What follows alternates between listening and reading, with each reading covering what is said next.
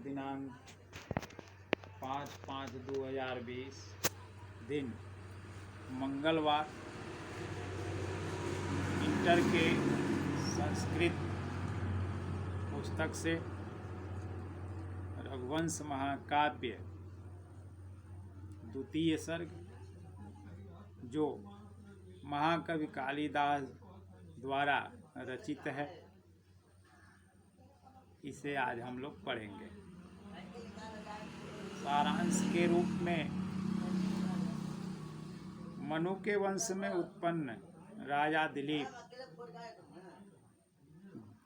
कुल गुरु वशिष्ठ की आज्ञा अनुसार संतान प्राप्ति की इच्छा से कामधेनु की पुत्री नंदिनी गाय की सेवा में प्रवृत्त हुए।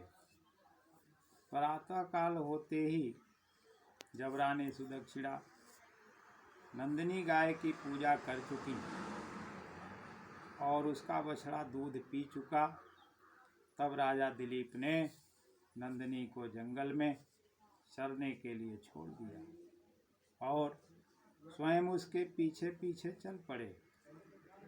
कुछ दूर तो रानी सुदक्षिणा एवं अनुचर साथ गए, पर बाद में राजा ने उन्हें लौटा दिया और स्वयं नंदिनी को स्वादिष्ट अर्थात हरे भरे घासों को खिलाकर शरीर पर जहाँ खुजलाहट इत्यादि होती थी, उसे अपने हाथों से स्वयं खुजलाकर उस पर से मक्खियाँ उड़ाकर उसकी सेवा में लग गए। जब गाय खड़ी होती थी तब राजा खड़ा हो जाते थे और जब उसे बैठने की इच्छा करती थी तभी राजा भी उसके साथ बैठते थे। जल पीने की जब इच्छा होती थी नंदिनी को, तभी राजा जल पीते थे। इस प्रकार छाया की भांति उस नंदिनी गाय की सेवा में राजा दिलीप लग गए। राजा को गाय की सेवा करते करते 21 दिन बीत गए। तब गाय ने राजा की परीक्षा लेनी चाहिए कि देखूं, ये केवल स्वार्थ भाव से मेरी सेवा करते हैं या सच्चे भाव से। ऐसा विचार करके वह 22वें दिन जंगल में चरते चरते हिमालय की एक गुफा में प्रवेश कर गई। उस गुफा में प्रवेश करते ही उस पर एक सिंह ने आक्रमण बोल दिया।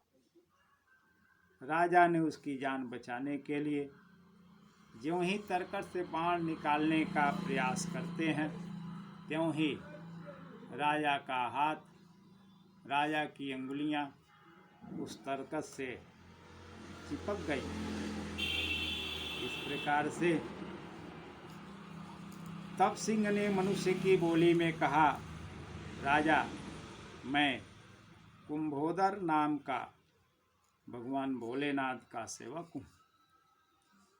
इस सामने वाले देवदारू के वृक्ष को पार्वती जी ने लगाकर इसकी रखवाली के लिए मुझे यहाँ नियुक्त किया है और कहा है कि जो भी जानवर यहाँ आवे उसे तुम मारकर अपने जीव को